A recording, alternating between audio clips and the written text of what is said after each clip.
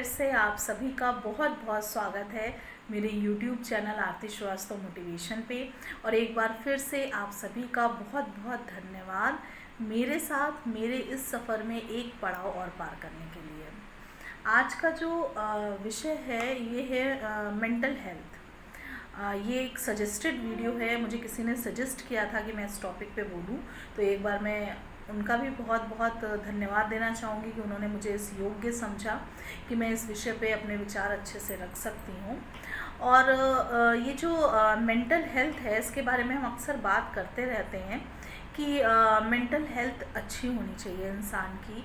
Mental health अच्छी होती है तभी हमारी फिज़िकल हेल्थ अच्छी होती है। लेकिन मेंटल हेल्थ के पीछे जो जिस चीज़ का बहुत बड़ा योगदान है, जो चीज़ बहुत ज़रूरी है मेंटल हेल्थ अच्छी होने के लिए, वो है मानसिक शांति, दिमागी सुकून। और ये एक ऐसी चीज़ है जो इस पूरी दुनिया में आपको आपके अलावा और कोई नहीं दे सकता। और ये मुश्किल क्यों है, ये इस विषय पे हमें आज बात करनी है। ज़रूरी क्यों है ये हमें डिस्कस नहीं करना है, क्योंकि ये सबको पता है कि मेंटल हेल्थ अच्छी होनी कितनी ज़रूरी है। क्योंकि फ़िज़िकल हेल्थ अच्छी होती है तो हम भारी से भारी बोझ आसानी से उठा लेते हैं, लेकिन अगर मेंटल हेल्थ अच्छी होती है तो जीवन की जो कठिनाइयों का बोझ होता है वो हम बहुत ईज़िली हैंडल कर लेते हैं। और सच मायनों में असली विजेता वही होता है, क्योंकि डेली रूटीन या सब कुछ जब आपका अच्छा चल रहा है, नॉर्मल चल रहा है, हैप्पी लाइफ चल रही है, तब तो सबका दिमाग काम कर जाता है, तब सभी लोग चीज़ें आसानी से हैंडल कर लेते हैं। लेकिन मेन बात ये होती है कि जब हमारे ऊपर कोई मुसीबत आती है या कठिनाइयाँ आती हैं या टाइम हमारा बहुत ख़राब चल रहा होता है, किसी भी वजह से हेल्थ प्रॉब्लम हो, इकोनॉमिकल कोई प्रॉब्लम हो या बच्चों की कोई प्रॉब्लम हो, उस समय कई बार ऐसा हो जाता है कि हमारी मानसिक स्थिति डिस्टर्ब हो जाती है। लेकिन मानसिक स्थिति को हमेशा जिसने एक जैसा रख लिया, मतलब एज अ ह्यूमन बीइंग उसको डिस्टर्ब होना स्वाभाविक सी बात है, बट आफ्टर सम टाइम अगर आप उसको कंट्रोल कर लेते हो तो आपसे बड़ा विजेता कोई नहीं है। लेकिन प्रॉब्लम क्या होती है कि ये कई कारण हैं इसके पीछे। कुछ कारणों को लेकर हम इस वीडियो में बात कर सकते हैं।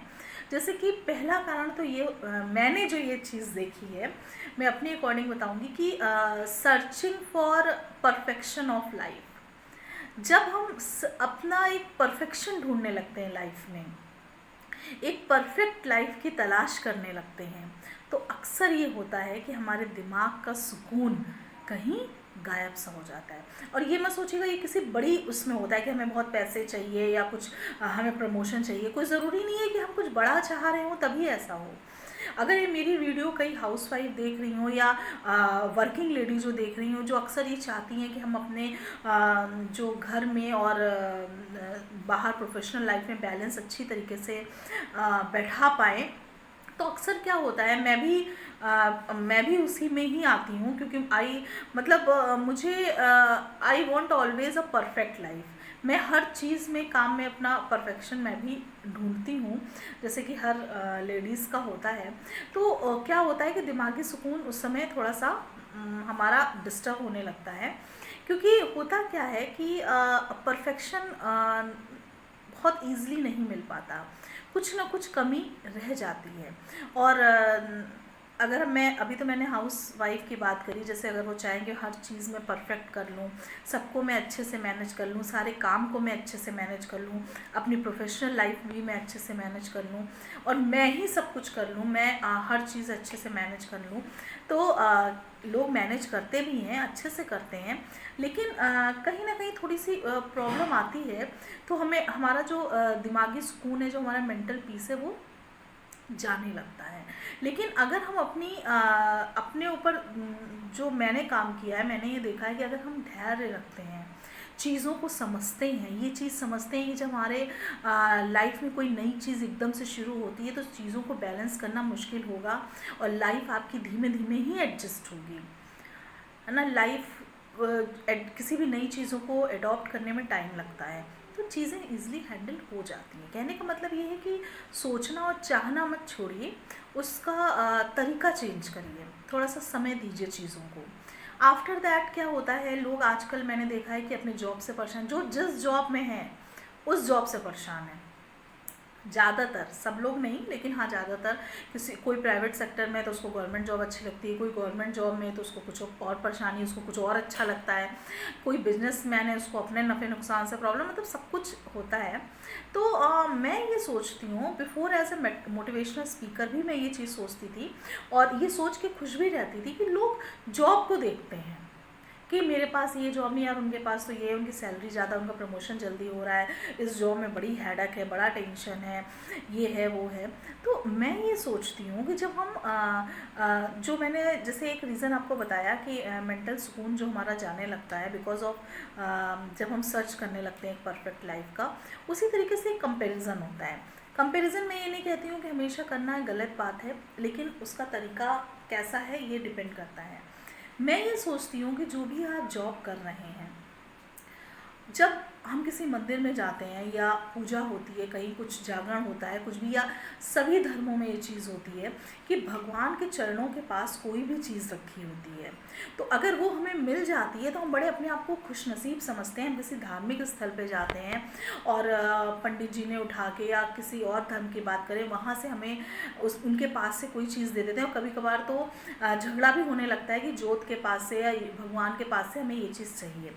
अब आप मुझे इस क्वेश्चन का आंसर दीजिए। इस चैनल के माध्यम से मैं आप सभी से क्वेश्चन पूछ रही हूँ कि भगवान के चरणों से मिली वो चीज़ आपके लिए नियामत है, आपके लिए इतनी इम्पोर्टेंट है, ठीक है, कि उसके लिए मतलब सभी चाह रहे हैं कि मुझे मिल जाए। लेकिन भगवान ने जो चीज़ आपको दी है, जो ज़िंदगी आपको दी है, प्रसाद से, फल से, पैसे से, जोत के पास रखी हुई किसी भी चीज़ से आप इतने खुश हो रहे हैं, लेकिन भगवान की दी हुई ज़िंदगी से आप सेटिस्फाइड नहीं हैं। सबसे पहली चीज़ तो ये।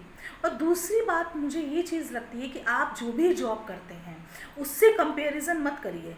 कंपैरिजन आपका इस बात पे होना चाहिए कि आपकी नौकरी करने के मूल उद्देश्य पूरे हो रहे हैं कि नहीं, उसमें कंपैरिजन करिए। आपके जॉब करने का मूल उद्देश्य क्या है? सबसे पहला, क्या आप अपने परिवार की ज़रूरतों को पूरी कर पा रहे हैं? इतनी अच्छे से तो ज़रूरत पूरी कर पा रहे हैं ना कि आप किसी से आपको कर्जा नहीं लेना पड़ रहा है, थोड़ी बहुत सेविंग आपकी हो जाती है, इतना तो आप कमा ले रहे हैं कि आप अपने परिवार को एक अच्छा खान पान दे पा रहे हैं, एक अच्छा स्वास्थ्य दे पा रहे हैं, अपने बच्चों को आप अच्छी एजुकेशन दे पा रहे हैं। बट अच्छी एजुकेशन का मतलब यहाँ पे शहर के सबसे बड़े स्कूल से नहीं है। जिस स्कूल में आप पढ़ा सकते हैं, जिस स्कूल को आप अफोर्ड कर सकते हैं, उसमें पढ़ा पा रहे हैं कि नहीं। क्योंकि कई बार ऐसा होता है कि हमारी इकोनॉमिकल कंडीशन ऐसी हो जाती है या कर्जा या उधार ऐसा हो जाता है कि हम जिस स्कूल में चाहते हैं उसमें हम नहीं पढ़ा पाते। तो इतना आप कर पा रहे हैं कि नहीं कर पा रहे हैं? अपने परिवार को आप समय दे पा रहे हैं, अच्छे से उनके साथ रह पा रहे हैं, और जो बेसिक नीड्स हैं वो हम पूरी कर पा रहे हैं। आपके दिमाग में जो प्लानिंग चलती है कि हाँ मुझे घर बनवाना है या मुझे आगे ये खरीदना है, वो खरीदना है, तो ये सारी चीज़ें जो मेन चीज़ें हैं, जैसे घर बनवाना, सर के ऊपर छत होना मोस्ट इम्पॉर्टेंट बात है। तो अगर आप वो कर पा रहे हैं या आपके आगे प्लानिंग है, आपके सोचे हुए काम पूरे तो हो रहे हैं ना, भले थोड़ा टाइम लग रहा है, तो अगर आप ये सब चीज़ कर पा रहे हैं, बेसिक नीड्स पूरी कर पा रहे हैं, तो आई थिंक आप भी उन लोगों के बराबर हैं। गरीब तो वो लोग हैं जो बहुत सारे पैसे कमाने के बाद भी केवल अपने बच्चों की फ़ीस जानते हैं कि उनके बच्चों की क्लास की फ़ीस कितनी है, उनके बच्चे क्या कर रहे हैं दिन भर, उनका रूटीन उनको नहीं पता, उनके परिवार में क्या हो रहा है उनका रूटीन उनको नहीं पता। कई ऐसी चीज़ें होती हैं जो आप देखते होंगे कि दोनों में बहुत डिफरेंस होता है कि पैसा बहुत है, अच्छी सैलरी बहुत है, लेकिन समय नहीं है अपने परिवार को देने के लिए। तो ये इस नज़रिए से आप देखिए, क्योंकि जो पैसा होता है ना उसको हमेशा वो क्या कहते हैं उसको, नोट और कॉइन्स के फॉर्म में नहीं होता। माँ लक्ष्मी का निवास और भी अप्रत्यक्ष रूप में होता है, आपके अच्छे स्वास्थ्य के रूप में होता है, आपके संस्कारी बच्चों के रूप में होता है, आपके घर की म्यूचुअल अंडरस्टैंडिंग जो आपको आपके घर को स्वर्ग बनाती है। आप आते हो दिन भर थक हार के तो बिल्कुल फ्रेश हो जाता है, कलह नहीं होती है, उस रूप में भी माँ लक्ष्मी का वास होता है। और भी कई चीज़ें होती हैं कि जो अप्रत्यक्ष धन होता है उसको हम देख नहीं पाते। बच्चे किस स्कूल में पढ़ रहे हैं इससे कंपैरिजन करने लगते हैं, बच्चे हमारे पढ़ने में कैसे हैं, बच्चों की जो पढ़ाई के जर्नी का एंड है, वहाँ जाके वो क्या बनते हैं, ये भी एक अप्रत्यक्ष धन होता है। ये इस पे हमें ध्यान देना है, हमें अपने बच्चों के संस्कार पे ध्यान देना है। तो ये जितना आप उसमें मेंटल सुकून अपना ये जो मानसिक दिमाग लगाते हैं ना कंपैरिजन में, उसमें ये ध्यान दीजिए कि आपके बच्चे क्या कर रहे हैं, उनके दोस्त कैसे हैं, वो क्या पढ़ रहे हैं, इन सब चीज़ों में भी ध्यान दीजिए। क्योंकि आज के टाइम में वृद्धा आश्रम में जितने माँ बाप रहते हैं, आपको क्या लगता है उनके बच्चे कुछ नहीं कमाते, या उनके बच्चे इस लायक नहीं है कि वो अपने माँ बाप को रख सकें? उनके बच्चों में पैसों की नहीं, संस्कारों की कमी थी। तो इसीलिए जो अपने सोचने का तरीका है उसको चेंज करिए, क्योंकि अगर पैसे कम होते हैं और परिवार अच्छा होता है, परिवार में म्यूचुअल अंडरस्टैंडिंग अच्छे होते हैं, बच्चे संस्कारी होते हैं, तो आप ये सोचिए कि वो जो धन है वो आपको दिखाई नहीं दे रहा है, लेकिन आपसे अमीर कुछ कोई नहीं है। तो इसको भी ध्यान में रखिए। आगे बढ़ना, और हमें कैसे आगे बढ़ना है, मैं ये नहीं कह रही हूँ कि गलत बात है, सोचना नहीं चाहिए, लेकिन आराम आराम से सोचिए, मतलब उसमें अपने दिमाग को डिस्टर्ब मत करिए। आफ्टर दैट क्या रीज़न होता है, एक रीज़न मैं और बोलना चाहूँगी, वीडियो मेरी थोड़ी लंबी हो जाएगी, कि रिलेशंस में ऐसा होता है कि आजकल लोगों को बहुत कंप्लेन होती है कि उन्होंने मुझे ऐसा कह दिया, उन्होंने मुझे वैसा कह दिया, उन्होंने मुझे गलत कह दिया। मैं ये सोचती हूँ, पहली बात तो ये होती है कि अगर हम ये सोचते हैं कि सामने वाला गलत है, तो सामने वाला ये सोचता है कि हम गलत हैं। आफ्टर दैट चलिए मान भी लेते हैं कि आपकी गलती नहीं है, सामने वाले की गलती है, लेकिन मेरे अकॉर्डिंग हमें अपना जो नेचर है ना, वो चाय की छन्नी की तरह रखना चाहिए। कहने का मतलब ये है कि हम अपना सारा दिमागी सुकून इसमें निकाल देते हैं कि सामने वाले को कैसे हैंडल करना है, इसी में परेशान रहते हैं, रात रात भर को रोते रहें, सोचते रहें कि उन्होंने मुझे ये कैसे कह दिया, उन्होंने मेरे साथ एक गलत कैसे कर दिया। आप उतना जो दिमाग है ना, वो जब अपनी तरफ लगाएंगे और आप देखेंगे कि आप तो कुछ गलत कर ही नहीं रहे, आप तो एक जगह स्थिर हैं, आपका तो मतलब जो नेचर है वो चाय की छन्नी की तरह, जैसे मैंने बताया कि सब कुछ अच्छी चीज़ें छन के, अच्छे लोग अच्छे आते छन के आ जा रही हैं, बाकी चीज़ें बह के निकल जा रही हैं। तो वो जो अच्छाइयाँ हैं वो तो आपके साथ हैं, आपने तो कुछ गलत नहीं किया, तो वो जो आप अपनी अच्छाइयाँ देखोगे ना, तो आप खुश होगे, आप सुकून में होगे। लेकिन हम अपनी और अगर आप अपनी बुराइयां भी देखते हो तो आप उसको सही करने की कोशिश करोगे, लेकिन हमारा सारा जो टारगेट होता है वो सामने वाले के ऊपर होता है। सुकून गायब, मेंटल हेल्थ खराब, उसके बाद फिजिकल हेल्थ तो खराब होनी ही होनी है। और दूसरी एक बात ये भी होती है, देखिए एक जैसे मैं हूँ, मैं अगर कुछ अच्छा करती हूँ तो उसका जो रिटर्न है वो मुझे ईश्वर से मिलेगा। सामने वाला है अगर कुछ गलत करता है तो उसका भी रिटर्न उसको ईश्वर से मिलता है। तो हम दोनों का आपस में कोई तालमेल, कोई हक ही नहीं है एक दूसरे से नाराज़ होने का या एक दूसरे को कुछ गलत कहने का, क्योंकि हमारा जो प्रॉफिट पॉइंट या लॉस पॉइंट है वो तो सीधा इधर से है। तो हमें जो भी करना है उसका रिजल्ट हमें कहीं और से मिलना है। तो जिधर प्रॉफिट है उसके लिए काम करिए, जिधर लॉस मिल रहा है आपको, जिधर कुढ़न है, इरिटेशन है, बीपी हाई है, शुगर लो है, शुगर हाई है, काफ़ी चीज़ें हैं, उसको त्याग दीजिए। आफ्टर दैट, आज एज अ कोचिंग टीचर मैं बोलूँगी, जो कि आजकल बच्चों में समस्या बहुत हो रही है, बड़ों में तो होती ही है, कि आप किसी चीज़ के लिए बहुत काम करते हैं, अचीवमेंट करते हैं, और आफ्टर दैट कहीं से आपको रिस्पॉन्स नहीं मिलता है जहाँ से आपको उम्मीदें होती हैं, जहाँ से आप बहुत जुड़े होते हैं। तो बच्चों में भी ये कंप्लेन होती है कि मेरे इतने परसेंटेज आए, उन्होंने तो कुछ नहीं बोला। और वो कभी कभार मुझसे शेयर करते हुए ये भी बोलते हैं कि अगर मेरे इतने भी आते तो भी वो ऐसे ही बोलते या वो ऐसे नहीं बोलते। तो ये जो प्रॉब्लम होती है कि जब हम कुछ अचीवमेंट हासिल करते हैं, आफ्टर दैट हम खुश होते हैं, खुश होने के बाद दुखी भी हो जाते हैं कि उन्होंने ये नहीं कहा, उन्होंने वो नहीं कहा, उन्होंने रिस्पॉन्स नहीं दिया। लेकिन मैं आपसे एक बहुत महत्वपूर्ण बात कहूँगी, और वो ये है कि सफलताएं कभी भी शब्दों की मोहताज नहीं होती। सफलताएं कभी भी शब्दों की मोहताज नहीं होती। अगर वो किसी चीज़ की मोहताज होती हैं तो वो सिर्फ आपकी मेहनत और लगन की। अगर आपने मेहनत और लगन सच्ची है तो आपका अचीवमेंट निखर के ज़रूर आता है, बशर्ते, मैंने पहली वीडियो में भी कहा था, टैलेंट आपका ही होना चाहिए। जब आप एक शिखर पे पहुंचते हो, और शिखर पे कोई भी चीज़ होती है, देखते सब लोग हैं, बस कोई कहता है, कोई नहीं कहता है। तो जो 80% लोग आपकी प्रेरणा बनते हैं, आपकी ताकत बनते हैं, आप उनको अपनी ताकत बनाइए ना, उनको अपनी प्रेरणा बनाइए, जो लोग 20% लोग आपको इग्नोर कर रहे हैं या आपको कुछ नहीं बोले, या हो सकता वो नहीं बोल रहे हों, लेकिन वो दिल में ये चीज़ महसूस कर रहे हों कि आपने काम बहुत अच्छा किया है, तो उससे अपना दिल मत छोटा करिए। दूसरी बात, एक बात मुझे और बोलनी थी कि हाँ, अपनी छोटी सी छोटी खुशी को इन्जॉय ज़रूर करिए, सेलिब्रेट ज़रूर करिए, क्योंकि वो खुशी, वो सेलिब्रेशन आपके आगे आने वाले एक और स्टेप की ताकत और प्रेरणा बनता है। तो ऐसे बहुत से रीज़न हमारे पास हैं जिससे हम अपनी नज़रिया बदल के अपनी मेंटल हेल्थ अच्छी रख सकते हैं और खुश हो सकते हैं। जैसा कि मैंने पहले भी कहा कि आपके अलावा आपको कोई भी मानसिक सुकून नहीं दे सकता।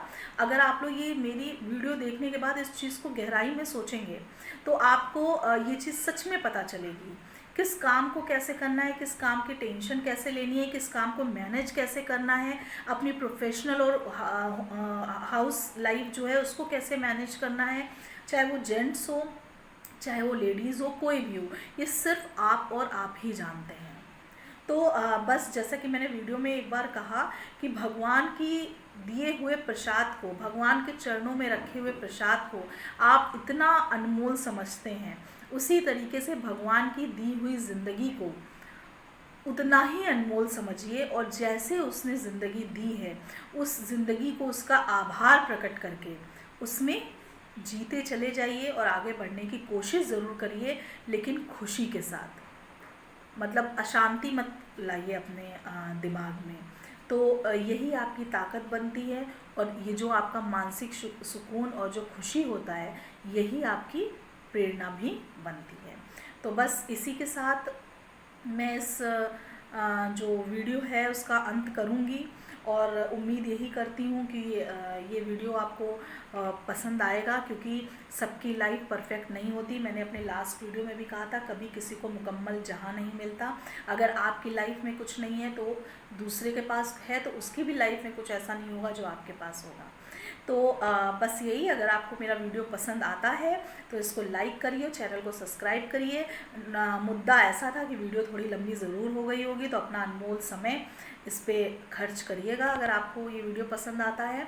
और अगर आपको कुछ ऐसा टॉपिक समझ में आता है जिस टॉपिक पे मैं बोलूँ, तो प्लीज़ मुझे कमेंट सेक्शन में लिखिएगा, या इंस्टाग्राम या ट्विटर पे मैं अपनी आईडी नीचे डिस्क्रिप्शन में दूँगी।